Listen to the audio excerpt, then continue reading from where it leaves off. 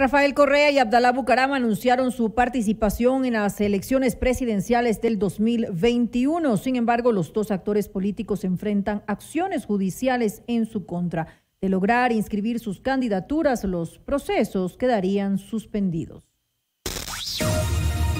Los protagonistas de la noticia en Notimundo.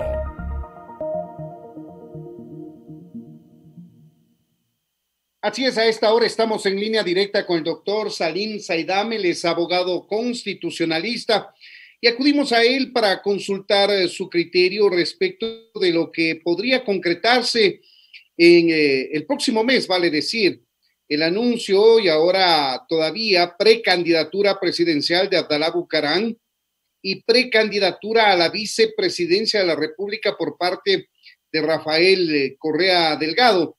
Estos dos personajes que enfrentan procesos penales, cada uno por diferentes causas, y que estarían habilitados, cobijados por el artículo 108 del Código de la Democracia, estarían habilitados inclusive a hacer campaña electoral durante ese periodo.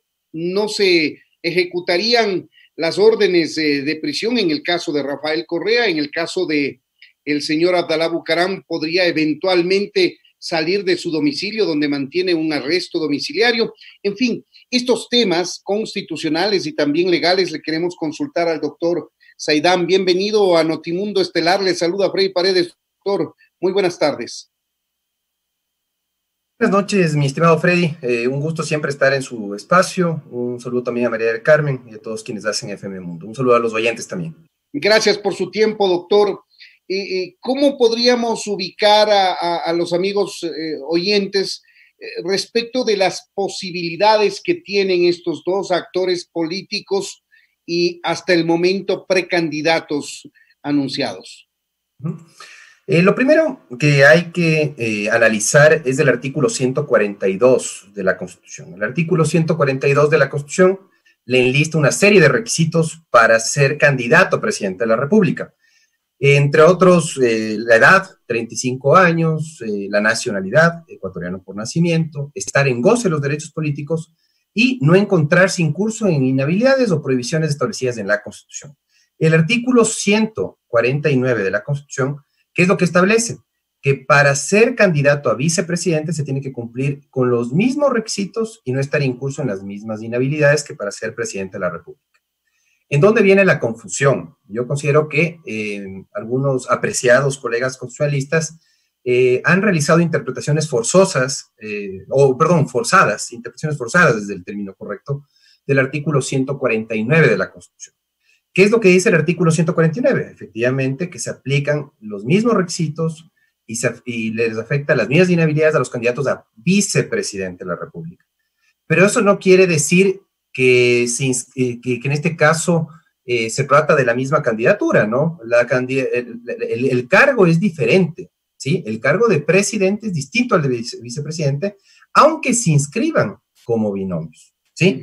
Entonces, no creo que pueda justificarse la errada interpretación del artículo 149 pensando que idéntica situación tiene que tener el vicepresidente en relación al presidente, sino que se le aplican los mismos requisitos, las mismas inhabilidades, y en este caso, si es que se trata de de interpretar el artículo 142, 149 de la Constitución, el 95 del Código de la Democracia, creo que no tenemos que hacer interpretaciones extensivas, forzadas, con dedicatoria, con estos personalismos que caracterizan siempre a la política ecuatoriana, en donde queremos beneficiar o perjudicar a los candidatos con ciertas interpretaciones con dedicatoria. A mí me parece que en este caso, nos gusta o no, en particular yo debo ser muy sincero, no es de mi simpatía el señor Correa.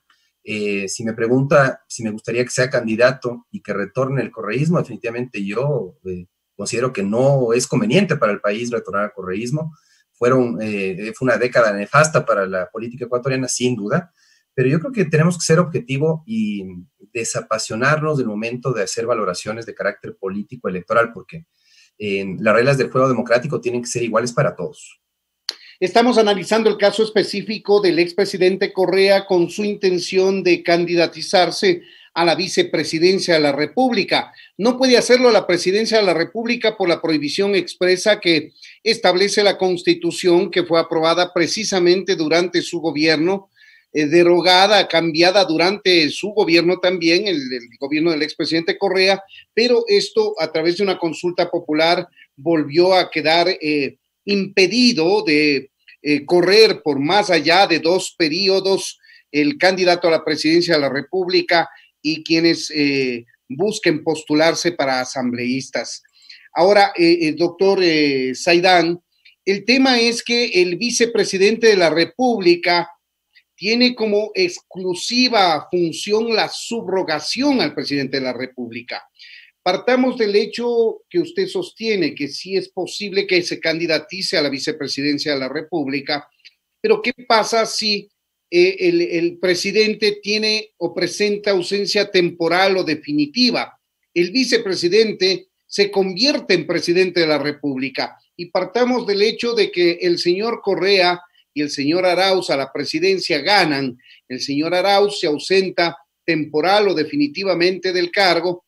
No podría, por la prohibición constitucional, el expresidente Correa, vicepresidente para el ejemplo que analizamos, subrogarle al jefe de Estado. Sí, efectivamente, la principal atribución que tiene el vicepresidente de la República es el de reemplazar al presidente en caso de ausencia temporal o en caso de falta definitiva. En eso es correcta la interpretación, efectivamente, el vicepresidente tiene como función principal esa. Y las demás atribuciones que ejerce el vicepresidente son las que le asigna o le confiere por decreto ejecutivo el presidente de la República, ¿sí? Por eso es que muchos constitucionalistas sostenemos que es un cargo innecesario el de vicepresidente de la República, ¿sí?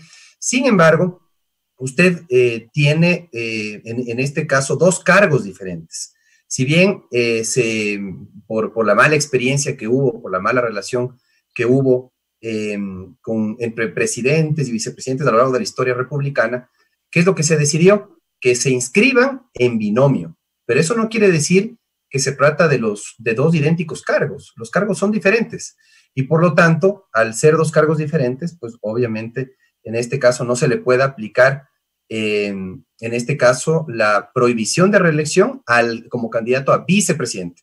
Algo parecido ocurrió en Argentina con Cristina Fernández de Kirchner y por eso justamente utilizó esta estrategia, ¿no?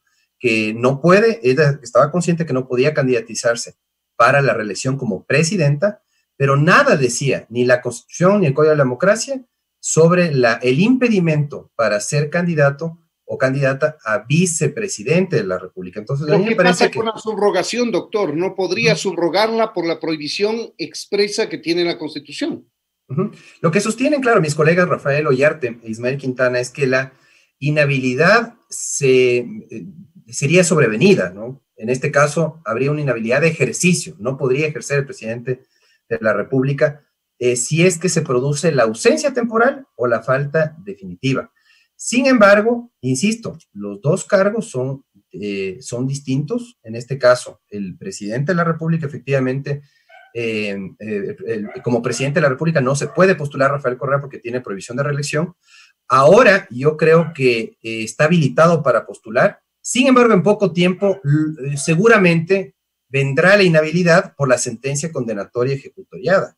Eso sí es otra cosa. Yo creo que de hecho, la estrategia política de Correa es generar expectativa en el electorado, ¿no? Al menos en el electorado que le ha seguido con lealtad en este tiempo, seguramente verán con expectativa su posible candidatura, pero yo creo que no se va a concretar finalmente porque van a tener que reemplazar al candidato a vicepresidente porque va a venir la sentencia condenatoria ejecutoriada. Entonces, yo creo que la inhabilidad... Antes incluso de la elección, sostiene usted.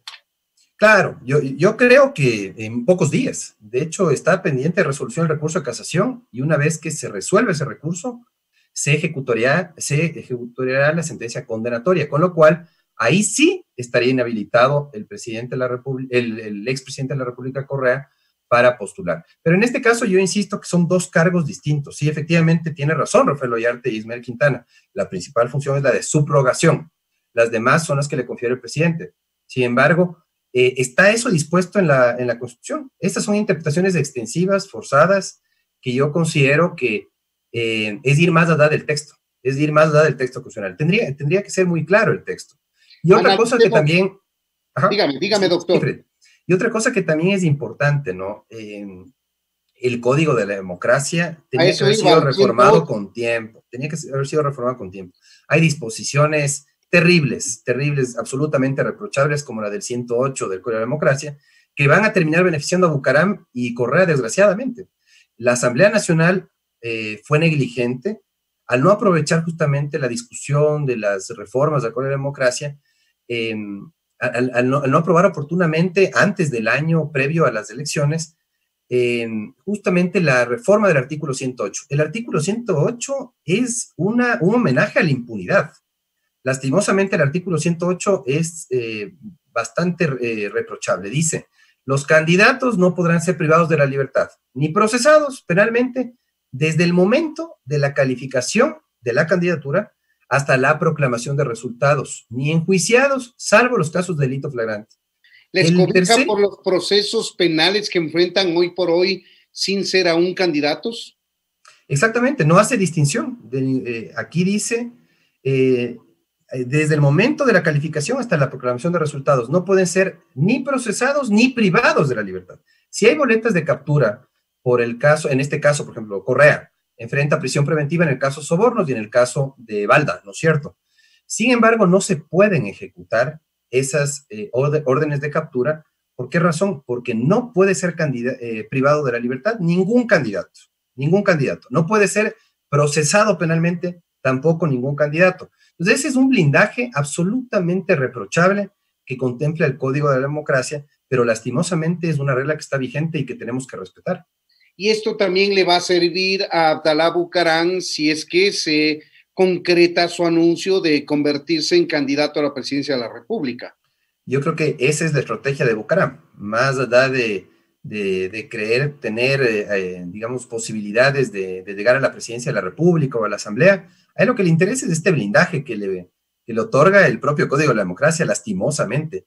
Insisto, son actores políticos nefastos para nuestra política, sin duda, Correa y Bucaram, pero estos dos actores van a invocar justamente el artículo 108 para hacer campaña en libertad, que no puedan ser privados de la libertad, porque el Código de la Democracia impide el privar de la libertad y el procesar. Antes usted tenía un artículo inclusive que decía: el que está procesado, el que está enfrentando una etapa de juicio en un proceso penal, no puede ser candidato. Había un impedimento. En la etapa plenaria, cuando teníamos el Código Penal anterior al COIP. Exactamente, pero lastimosamente ahora, ¿qué es lo que tiene usted? Ahora lo que usted tiene es que se necesita sentencia condenatoria ejecutoriada. El solo procesamiento no le impide a usted ser candidato. Bucaram, por ejemplo, Bucaram no está impedido de ser candidato, porque no tiene una sentencia condenatoria. En el caso de Correa, si se ejecutaría la sentencia condenatoria, efectivamente se va a configurar la inhabilidad ese momento. Yo creo que por ahora no la tiene, porque la prohibición de reelección le afecta al candidato a presidente, no al candidato a vicepresidente. Yo creo que en el derecho público tenemos que aprender a interpretar lo que está escrito, ¿sí? Ni más ni menos. Yo creo que el problema de los intérpretes ha sido que han hecho interpretaciones muy extensivas y con dedicatoria a un actor político que, por más nefasto que nos parezca, definitivamente está habilitado para candidatizarse a vicepresidente de la República o asambleísta por el exterior, que era la otra posibilidad que se abría para el señor Correa. Ahora, doctor Saidam, ¿qué pasa con el reglamento de democracia interna que habla sobre la presencia física de la persona que tiene que aceptar la candidatura antes de que el Consejo Nacional Electoral o la delegación provincial, según sea el caso, la califique? Me parece que esa disposición reglamentaria contraviene el Código de la Democracia, ¿sí? El Código de la Democracia no dice eso. Me parece que el Consejo Nacional Electoral, el Pleno del CNE, ha hecho evidente esa intención de bloquear a un actor político determinado. Insisto, eso yo creo que es caer nuevamente en lo que hacía el correísmo. El problema del anticorreísmo, y es lo que me ha dado mucho pesar ver, es que replica las mismas prácticas, reproduce las mismas prácticas del correísmo. En este caso, por ejemplo, el CNE, ¿qué es lo que ha hecho? Con dedicatoria a Correa, exigirle requisitos que no va a poder cumplir, ¿no es cierto? Si es que le exigen que se traslade acá al país para la aceptación de la candidatura, va a ser imposible que se formalice esa candidatura. Entonces, ¿qué es lo más probable? La orden de detención que ya tiene en el caso Sobornos. Claro, ahora hay otra cuestión también, ¿no? Hay algunos colegas que sostienen que Correa podría ser inclusive detenido el momento en que se dirija al consulado en Bélgica a inscribir su candidatura, porque es territorio ecuatoriano. No, eso es errado. La Convención de Viena sobre relaciones diplomáticas y consulares es muy clara. Obviamente establece un tipo de inviolabilidad de esos espacios diplomáticos, pero de ninguna manera dice que eso es territorio ecuatoriano, como para que se justifique una eventual detención de Correa. Me parece que Correa va a terminar siendo candidato asambleísta por el exterior, y lo más seguro es lo que el rumor que ha circulado, Rabascal sea quien lo reemplace como candidato a vicepresidente una vez que se ejecutaría la sentencia condenatoria en el caso Sobornos. A mí me parece impresentable que Bucaram, Correa se puedan candidatizar con estos procesamientos penales que han enfrentado. Sin duda es reprochable. El tema ético y moral aquí no pesa absolutamente nada en el caso de estos dos personajes políticos. Sí, pero yo creo que tenemos que reclamarle a la Asamblea por la negligencia que ha tenido de no reformar oportunamente estas disposiciones que favorecen la impunidad. Y quizá esto está en los niveles de aceptación que está la Asamblea Nacional, precisamente porque tiene una enorme deuda con los ciudadanos. Exactamente, yo creo que ha llegado ya al 3% en credibilidad. La actividad legislativa ha sido absolutamente lenta, poco productiva y absolutamente negligente en estos temas electorales, donde con tiempo tenían que haber visto justamente estas disposiciones que favorecen la impunidad y la presentación de candidatos absolutamente cuestionables desde la ética. Desde la ética, reprochable que se inscriban como candidatos. Desde el derecho, lo pueden hacer. Así es. Ahí tienen ustedes, amigos, son las expresiones del doctor Salim Saidam, él es abogado constitucionalista, dándonos su punto de vista respecto de la posibilidad de que tanto el expresidente Correa se formalice como candidato a la vicepresidencia de la República, como el expresidente Abdalá Bucaram opte una vez más por el sillón presidencial, ambos inmersos en procesos penales. Doctor Salim Saidam, muchas gracias por habernos atendido. Muy gentil, mi estimado Freddy. Un fuerte abrazo y gracias también a los oyentes por escucharnos. Un abrazo también, doctor. Esto es Notimundo, amigos, siempre bien informados.